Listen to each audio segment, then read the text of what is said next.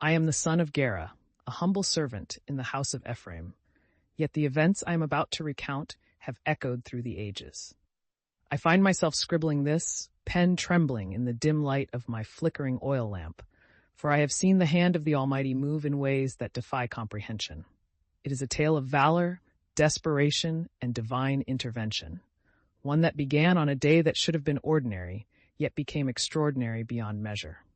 It was the day of battle, the air thick with dust and the acrid scent of sweat and fear.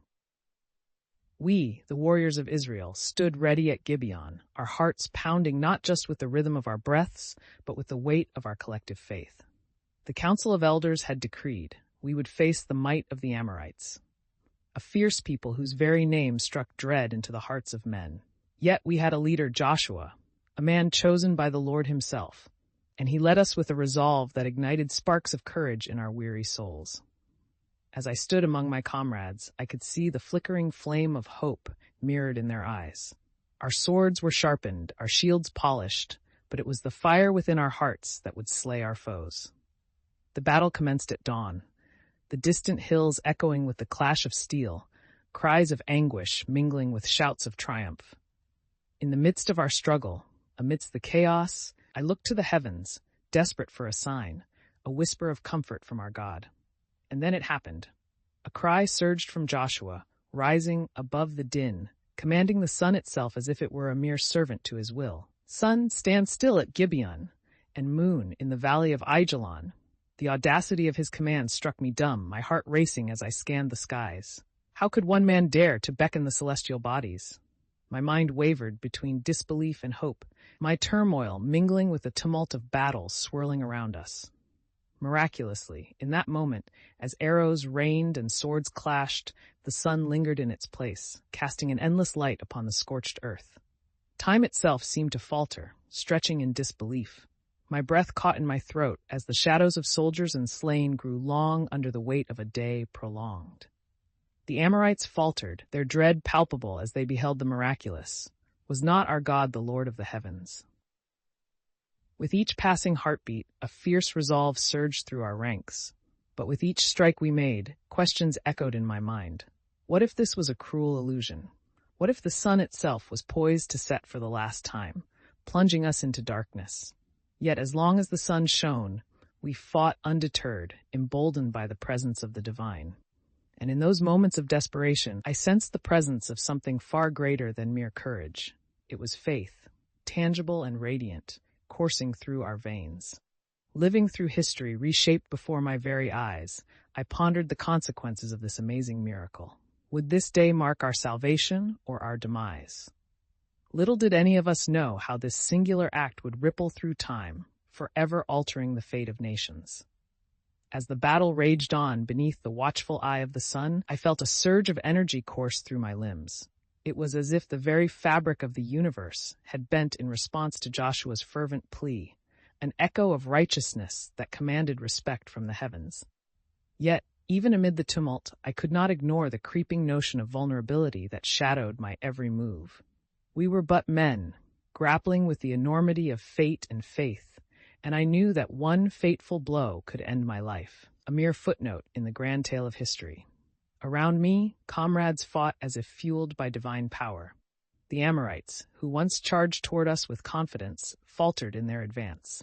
The miraculous daylight not only prolonged our fight, but instilled in us a profound understanding of our purpose. With each thrust and parry, we were rewriting the destiny of our people. The Lord fights for us. I heard a voice cry out, stoking the fires of our hearts. It was not merely the strength of our arms or the sharpness of our swords.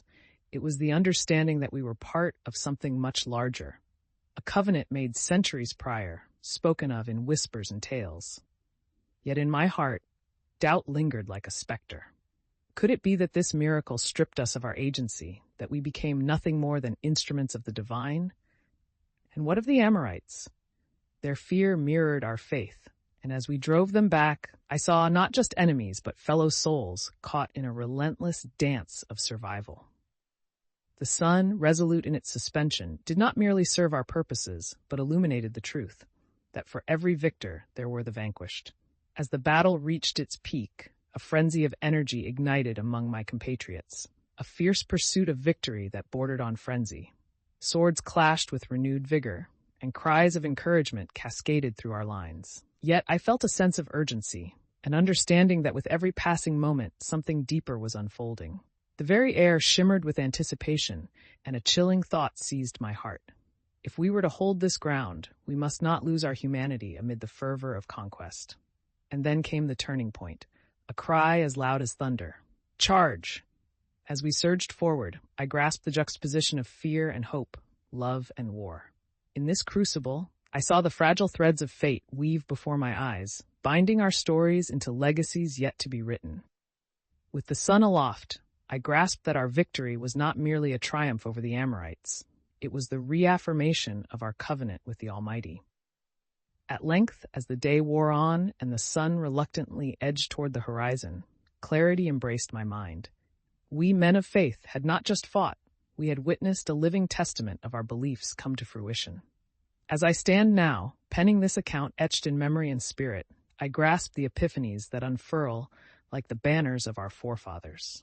Our victory at Gibeon was not solely in the slaying of enemies, but in the revolutionary understanding that faith and action can reshape the world.